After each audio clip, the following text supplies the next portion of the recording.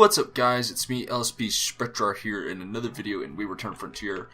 Sorry it took me so long to get to this update, but we are here now. We're covering the update from 0.5.1.00 to all of that, but the 0.01 and 0.03 at the end. So, the main patch and then the two small patches that came up after it. So one of the biggest things, or one of the big things, is that inside your inventory, instead of having this be a slot, it is now kind of like a placeholder telling you what you have equipped. So, unfortunately, this means you have less room in your inventory, but it also means I can go to 2, 3, 4, 1, 2, and switch between them really fast without them getting swapped around in my inventory and having to go back into my pocket, move things around, re-equip things. Just makes things overall a lot easier, which I am looking forward to. That's really cool. So it makes it easier in that standpoint. Another big thing is, also in the update there's a lot of bug fixes, load time fixes, future proofing of files, things like that. But a lot of the inside of the ship got changed around. So as you can see over here, we have an extra dock that we can dock to at this main point. I don't know if you can see it, from here. But you got your main dock right here, but now you also have a dock right here, as well as your dock down here as like normal. So you have 3 docks now, which is useful for docking, getting in here quick, and going back out. Other than that, not a lot of the station has been changed. This area is still the same. The habitat zone is still really cool. Not entirely super useful yet, but still looks really cool. But the next biggest thing is the farm. The farm area has changed. And we'll talk more about farming in a little bit. But this is the new farming area. You've got some storage up here that you can access quickly. There's not a whole lot of use of going out into here, into the cool new hallways. But you have this new area that you can farm in, which is extremely nice. The next thing has to do with the changes made to ships while they're trading. You may have noticed while you're near a station that sometimes the ships are just sitting there waiting at a station trying to dock, or basically things like that. And so these next couple points kind of talk about that. So increased range for allowing destinations for trading when searching for a better buyer of existing goods. So basically there's more stations they can try to get to try to trade goods, making the economy a little more dynamic. Cut in half the number of attempts trade ships will make at finding a new trade job before giving up and taking the best one they have found so far. This should significantly reduce the amount of time they spend docked at stations looking for their next job. Again, you have probably come up to a station with only one dock and the ship is just sitting there at the dock. Super annoying. This should help alleviate a lot of that. Definitely not all of it, but a lot of it. This next one's pretty good.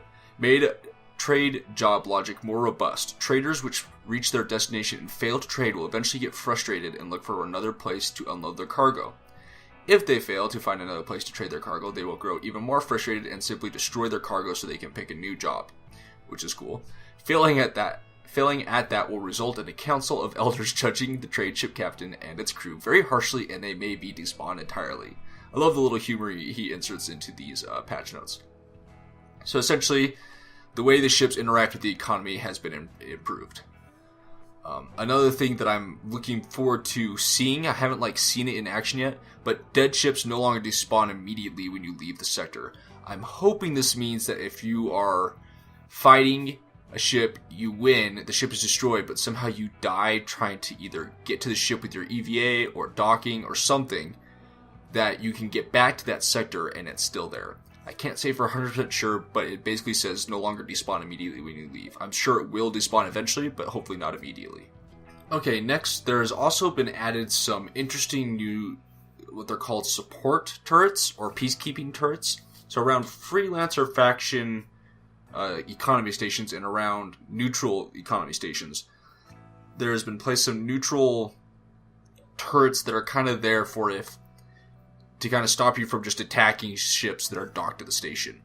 So if you attack around a station that has those turrets will start attacking you. I spent about 30 minutes going out trying to find one so I could show it to you in this, but I wasn't able to find one, and so I'm not sure how common they're supposed to be. It said that they'll be added around most economy stations, and they're there to respond to local acts of violence and defend against pirates and such. So I don't know if it's something that's a little rarer or something you have to get further away from your home base, home sector to see. I'm not 100% sure yet, but when I figure that out, I will release a video about that. Okay, another part, added a new map mechanic. Interdiction fields. This creates an area where the travel drive cannot be used. You may have seen it in the SSC shipyard use. It was added to it in this patch to make it a little bit harder. It's weird. The SSC shipyard mission has kind of gotten harder and easier at the same time, and I'll tell you what I mean in just a second. So cruisers in the SSC shipyard prefab are now given weapons that they are worse at aiming with. And the reasoning, he says, is this is meant to be a chase, not a slaughter, which means it's more about just trying to get away and rather than just trying to survive. You're not going to just be destroyed instantly, which I think helps make it a little bit easier, but with the interdiction field, it means you're definitely just trying to run away. Also, he significantly reduced the frequency of interdiction fighters' attacks on the player while they attempt to escape the SSC station. You may have noticed in my Let's Play series that periodically ships would spawn to interdict me. Apparently he has reduced the frequency of those. Okay, this next one is interesting. Overhauled how ship acceleration and top speed works. Ships now have drag based on their mass and acceleration, based on their power to weight ratio. There is no longer an arbitrary limit on top speed aside from the fact that drag increases with speed. He says the goal of this change is to make the flight model easier and more intuitive to control, and to make the relationship between ship size and engine output more intuitive for ship designers. Now, to be honest, while flying around in this update, it did feel like my ship had weight. It was kind of cool. It was very subtle, you may not notice it at all, but it really did feel like my ship had a lot more weight, and it wasn't like I'm moving and now I'm not. Does that make sense? It's kind of been there in the past, but it feels a lot more prevalent now, which I really like. It makes it feel a little more natural, or I guess as natural as it can be for flying around in space in a sci-fi game. You know what I mean.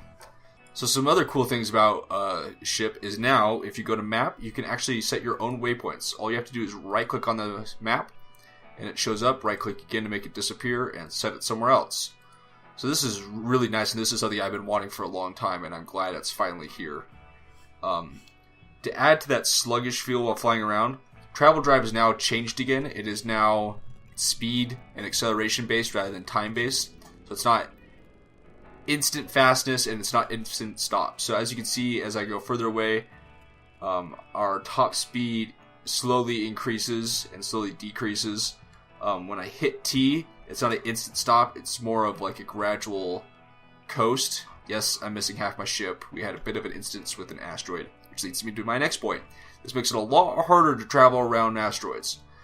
To help you with that, they've kind of added a new mechanic to the arrow. So as soon as I load up, you will see.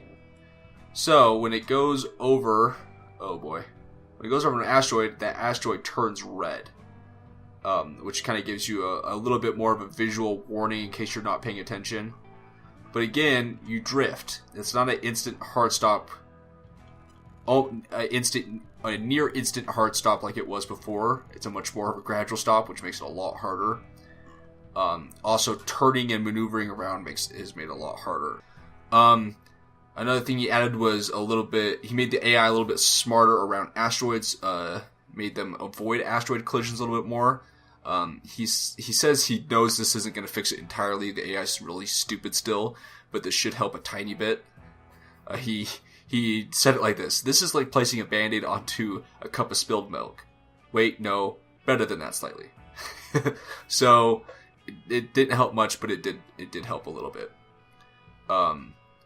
He also increased the quantity of loot in space station dungeons, space dungeon stations. There we go, slightly. It's not a lot, but a little bit, which is nice. Farming is a big one in this update. Farms are currently not useful.